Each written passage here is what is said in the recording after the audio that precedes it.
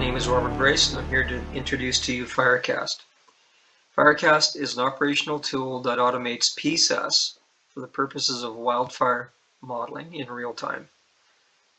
Said another way, if it's configured correctly, it will automatically model all wildfires for an area or an agency as new data, being ignitions, fire perimeters, weather, or configurations arrive.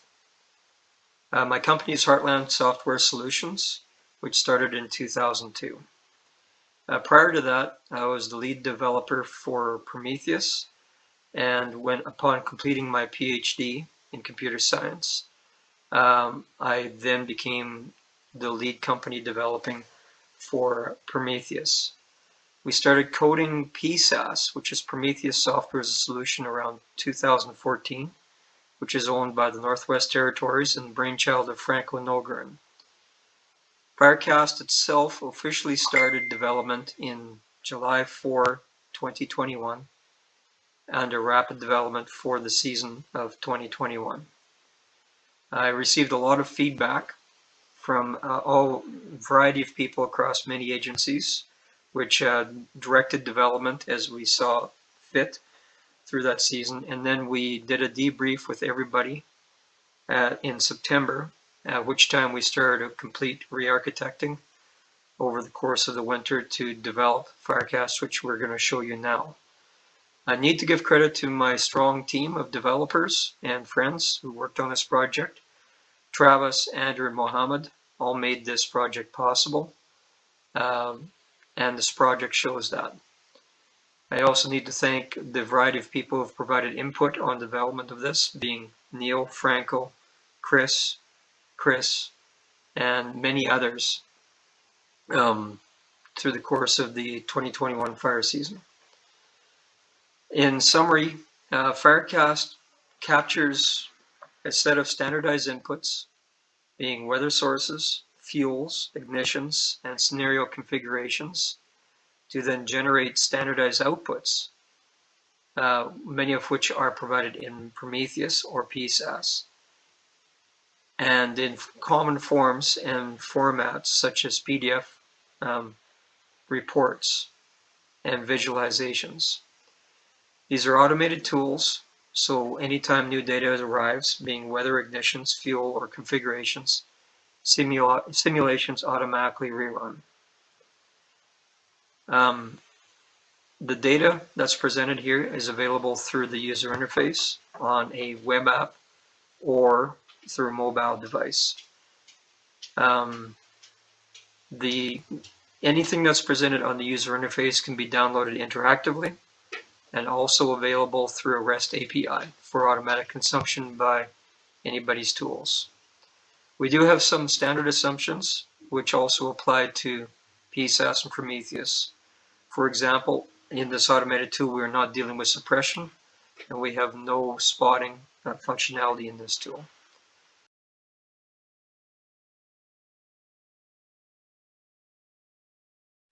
The weather is an important input to any fire modeling, so we've spent a fair bit of time in providing tools that we believe are going to be useful for the user.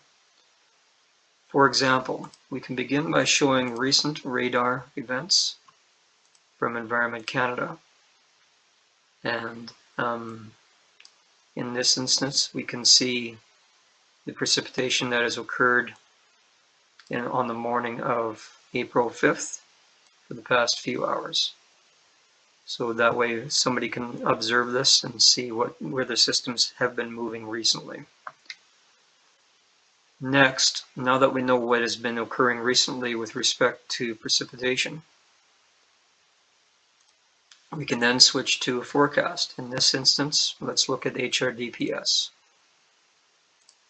And we'll look at precipitation as well. And this will let the user see what the accumulated precipitation would be out of this particular weather model over this period of time. If there's concern about the usefulness of HRDPS, they can immediately switch to another model, for example, GDPS. You can get a feel for the different resolutions of the data. You can switch between those, and if you wanted to, you can also look at the ensemble members each ensemble member of each ensemble weather forecast here as well. So then you can really see what the different weather models are doing for an area. I'll go back to HRDPS for now. We also provide all the different inputs for that Prometheus or PSaaS or Firecast may use, and you may want to just see the wind direction for a given area. But we need more than just predicted weather. We also need starting codes. We need other data here as well. So for example, if I go back to CWFGS fire weather, we can provide visualizations of all of these other values. For example, fine fuel moisture code is now starting to show up in areas of Alberta and in areas in BC. This is not cached by our weather service, so it takes a little bit of time to load up. But these are the starting codes that would be used for any fire modeling used in Alberta or BC or anywhere in Canada for that matter. We'd also obtain DUF moisture code and drought codes and other FWI outputs. CWFGIS also makes available the state of green-up, which we can then use as an input to the fire modeling if we chose to. And we can also look at the percent curing for the grass in the area as well, which may also optionally be used for inputs on a given fire model.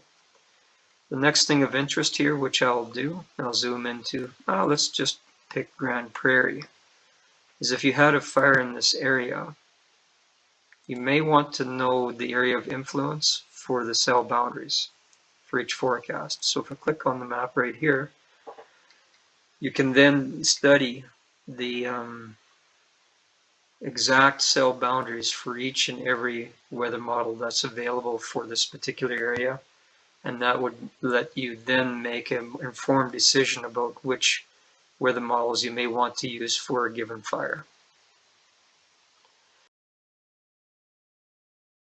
I'm going to show you some visualizations of wildfires in Firecast. In this example, we're going to head to New Zealand and we're going to look at a model fire which we modeled just south of Auckland. If I zoom into this tool and look at the fire parameters, we can see something that would represent a Prometheus output that could be shown in any GIS tool.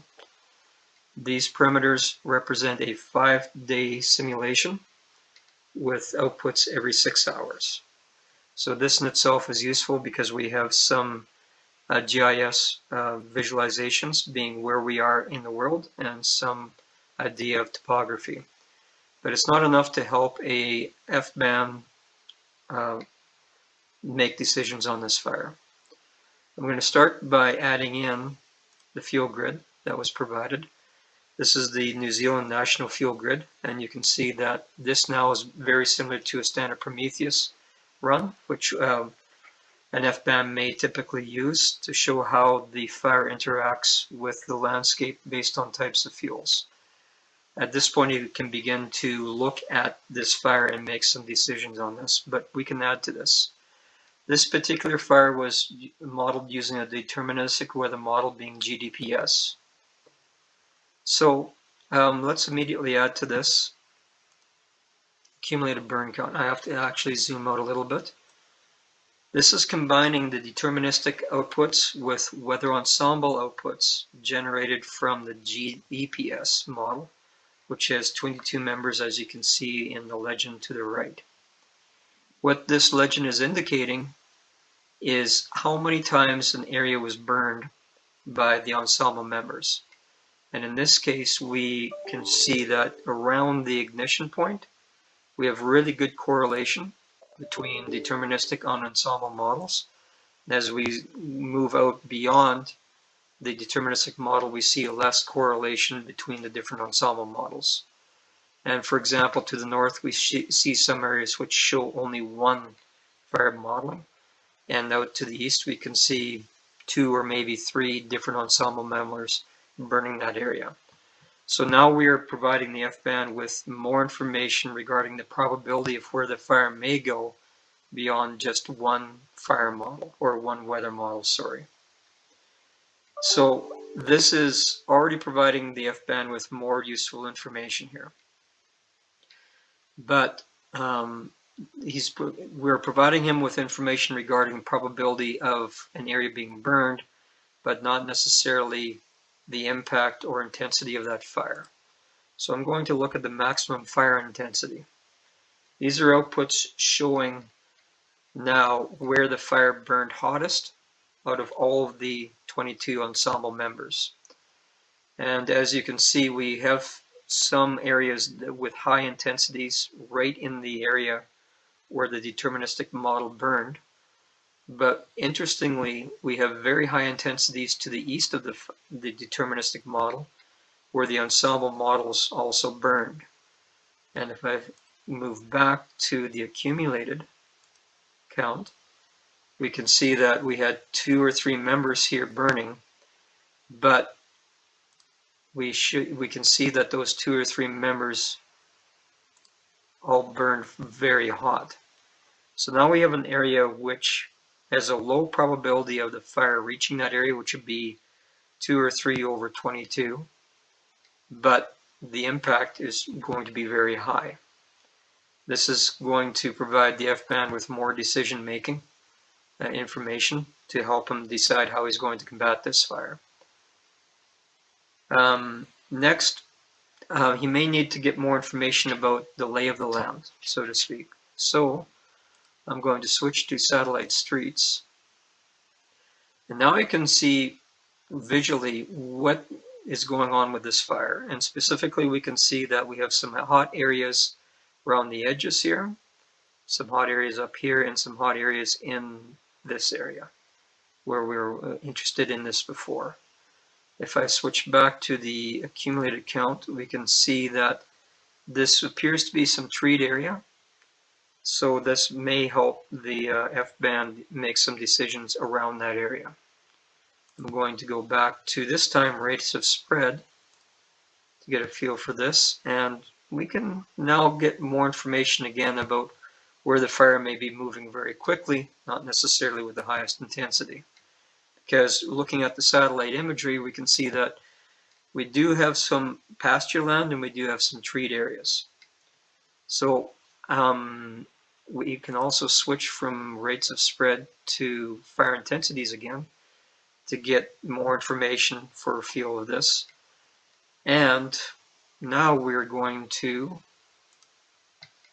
go into 3-space. If we go into 3-space here, this is really going to help the F-band make some decisions, because you can see that the fire transitioned from a very flat area into a very steeply hilled area. And this may let him make some decisions regarding when and how he's going to attack the fire. Given over to the east here, we know that there's a low chance of the fire reaching that, but if the fire does reach that area, the impact is going to be quite large when we measure fire intensity. Next, because of the display, I'm going to zoom back out here a little bit. I may not necessarily like these colors, so I'm going to quickly change these colors to something that may help us see what's happening. So now we've got a better feel on this kind of landscape, what the deterministic model is doing over top of the satellite imagery in three dimensions. So next I'm going to do is show time steps, and we can actually see what the fire is doing over the course of a 5-day period, which will again help the F-band get a feel for how this fire may move across this landscape. Again, with the intent of helping him make decisions on combating this particular fire, or even determining what the concerns may be here. So this is a quick demonstration of one fire that we've modeled in here, going from a basic Prometheus display in the GIS tool to something that is far more complex, showing the outputs of 1 deterministic and 22 ensemble weather models that were automatically generated. This particular fire was created earlier today, and by interactively introducing the ignition, it went off and gathered the appropriate weather models. It gathered and clipped the fuel types. It generated the FGMJ files and submitted it to a computer to run. And you can see that the total run time to do all that work was 5 seconds. The maximum memory that was used to model this was 1 gigabyte, and we know precisely when it started and stopped. The ensemble members were started at the same time, and it ran 22 ensemble members in 2 3/4 minutes, and used not quite a gigabyte of RAM to do this. The results were then uploaded to the GeoServer instance and displayed in this tool, as we saw already.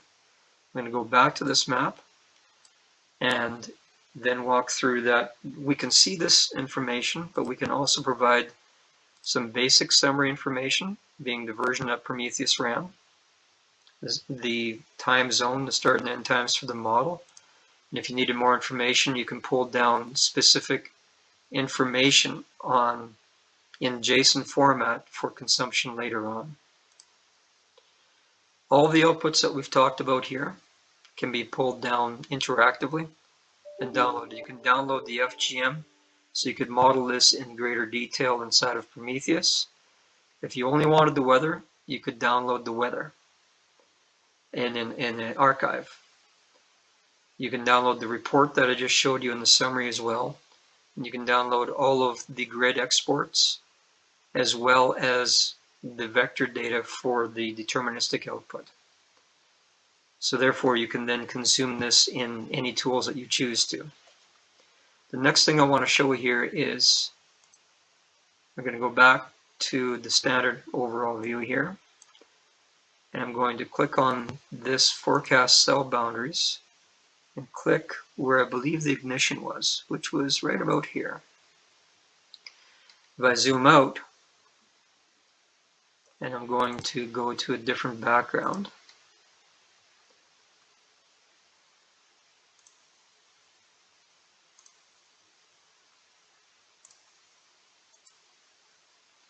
you can now see the cell boundaries for the weather predictions. The GDPS, which was used for the deterministic model, we're on the edge of that sound boundary, and the JEFs, which was used for the ensemble members, is fairly well inclusive of this. So this would tell me, for example, that we may want to rerun this fire with neighboring GDPS weather data to get a feel for how the weather changed in this area, given these outputs.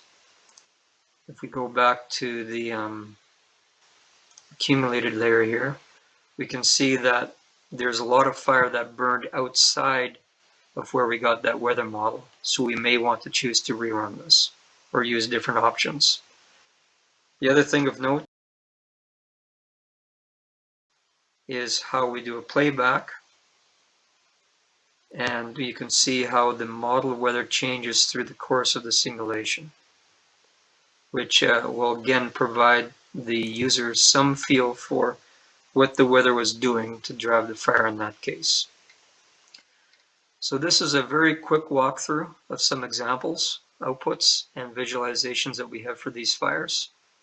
And hopefully this is of interest and of value to show how we're trying to build a tool that will help a user make good decisions on a given fire, given the information that we are providing.